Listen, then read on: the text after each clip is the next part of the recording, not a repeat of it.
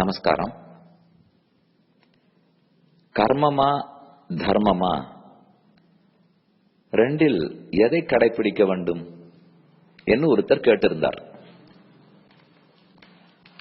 அந்த கேள்வியை புரிய வைப்பதற்கு அவர் கொடுத்திருந்த உதாரணம் ரொம்ப நல்லா இருந்தது. இப்போ யாரோ ஒருத்தர் என்ன திட்டுகிறார், ஏசுகிறார். அதனாலே கோபம் ஏற்பட்டு நான் அவரை திருப்ப திட்டுறேன், அடிக்கிறேன்னே வச்சுங்களேன். இப்ப இந்த அடிக்கிறத நான் புது கர்மமாக வைத்துக்கொண்டு புதுசா எனக்கு பாவம் வருமா? என்ன இப்ப நான் அடிச்சிருக்கேன் அதனால பாவம் வருமா? அல்லது அவர் வேற எப்பவோ என்னை போன பிறவியிலோ எப்போதோ அவரை நான் அடிச்சேன், அதுக்கு பதிலுக்கு அவர் இப்ப திட்டிருக்கார், அதுக்கு பதிலுக்கு இப்ப நான் அடிச்சிருக்கேன், இப்படின்னு தானே தொடர்ச்சியா வச்சுக்கணுமா? இப்ப போன ஜென்மத்தில் அவர் என்ன அடிச்சார், அதுக்காகத்தான் இப்ப நான் திருப்பி அடிச்சிருக்கேன் அப்படின்னா இது புது கர்மமா இல்ல இது பழைய கர்மத்துக்கு நான் திரும்ப கொடுக்கறதா? அவர் போன பிறவியில என்ன அடிச்சதுக்கு நான் இந்த பிறவியில திருப்பி அடிக்கிறேன்னால் அதுக்கு இது சரியா போனோம். அப்ப இதுக்கு புது பாவம் வரக்கூடாது இல்லையோ? இப்படித்தானா? அல்லது இப்ப நான் அவரை அடிக்கிறேன், முதல் தடவையா அடிக்கிறேன்னால் புது பாவம் வருமா? அப்ப அவ காத்துன்னு இருந்து அடுத்த பிறவியில என்ன அவர் திருப்பி அடிச்சாருனால் அவருக்கு அப்ப புது பாவம் வருமா? இதுக்குள்ள குழப்பமா இருக்கே என்று கேட்டிருந்தார். இது எல்லாத்திலையுமே நாம என்ன அசியூம் பண்ணிடுறோம்னால், போன பிறவியில் அடிச்சா இந்த பிறவில நாம அடிக்கலாம், அடிபட்டா இந்த பிறவியில் அடிபடலாம். அப்படின்னா என்ன ஆகும்? உலகத்திலே மாத்தி மாத்தி ஒருத்தருக்கு ஒருத்தர் அடிச்சுட்டே தான் இருக்கணும். அவர் என்ன அடிச்சார், நான் அவர் அடிச்சேன், அவர் என்ன அடிச்சார், நான் என்ன அடிச்சேன்னே போயிட்டு இருக்கும். ஆனா அவரே கேட்டிருக்கார், இது கர்மம்னு வச்சிருந்து அவர் என்ன அடிச்சதுக்காக நான் திருப்பி அடிச்சிருந்தமா? அது கர்மம், வினை, பயன் அப்படின்னு விட்டுடுறதா?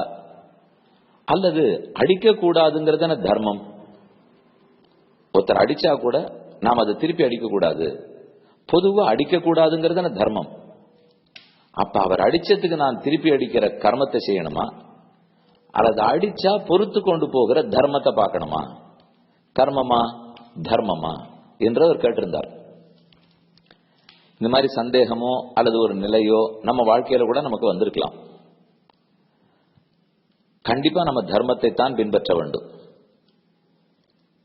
அவர் நம்மளை இப்பவே அடிக்கிறாருன்னே வச்சுக்கோங்க. இது ஒண்ணும் தெரியாம போன பிறவியில் அடிச்சுட்டு இப்ப அதுக்கு திருப்பி அடிச்சிருக்கோம்னு நம்ம சமாதானம் எல்லாம் சொல்லிக்கவே வேண்டாம். இப்பவே ஒருத்தர் நம்ம அடிக்கிறார், கண்ணுக்கு நேரம் தெரியுது, அப்ப திருப்பி அடிக்கலாமா?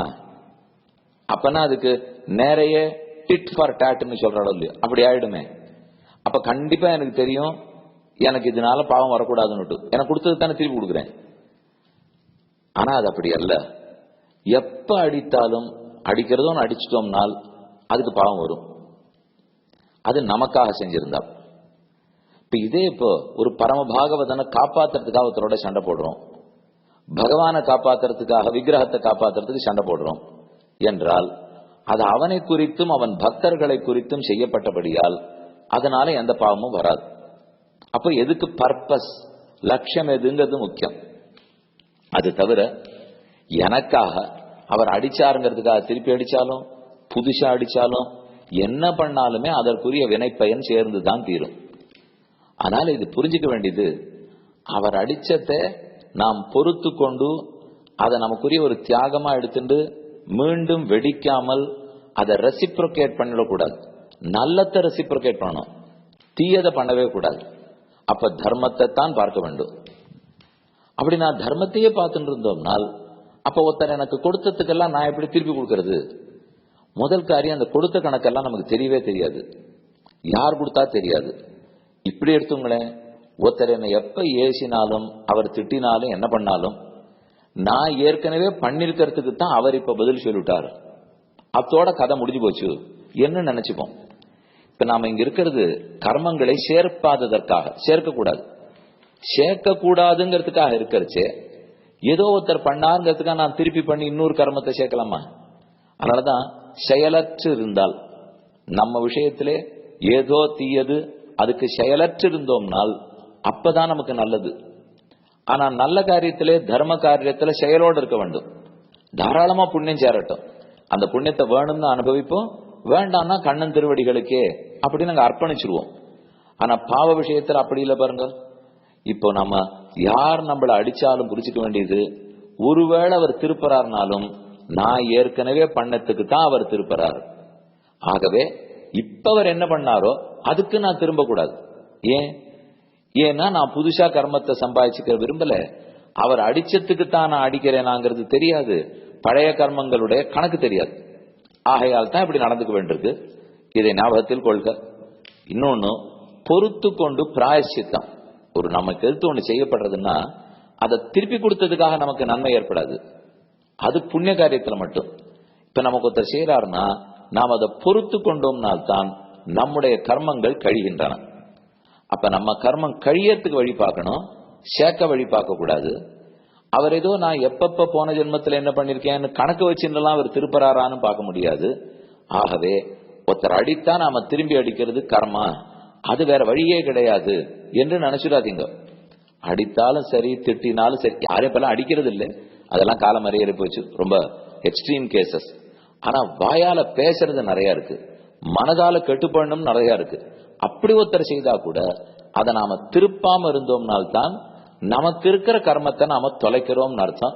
அதனாலே கர்மங்கள் தானா நடக்கின்றன, தர்மத்தை தான் நாம் நடத்த வேண்டும். தர்மத்தையே பார்த்தோம்னால் கர்மங்கள் வசத்துக்கு வரும்னு புரிஞ்சுப்போம். ஆடியோ பிராட்காஸ்டை உங்களுக்காக வழங்குபவர் ஸ்ரீ வேலுக்குடி கிருஷ்ணன் சுவாமி. இந்த ஆடியோ பிராட்காஸ்டை தினமும் உங்கள் மொபைலில் பெற முதலில் 9432219021 என்ற எண்ணை உங்கள் மொபைலில் சேவ் செய்யவும். பிறகு இந்த எண்ணிற்கு ஒரு வாட்ஸ்அப் மெசேஜ் அனுப்பவும். தினந்தோறும் இந்த ஆடியோ பிராட்காஸ்டை கேட்டு மகிழவும்.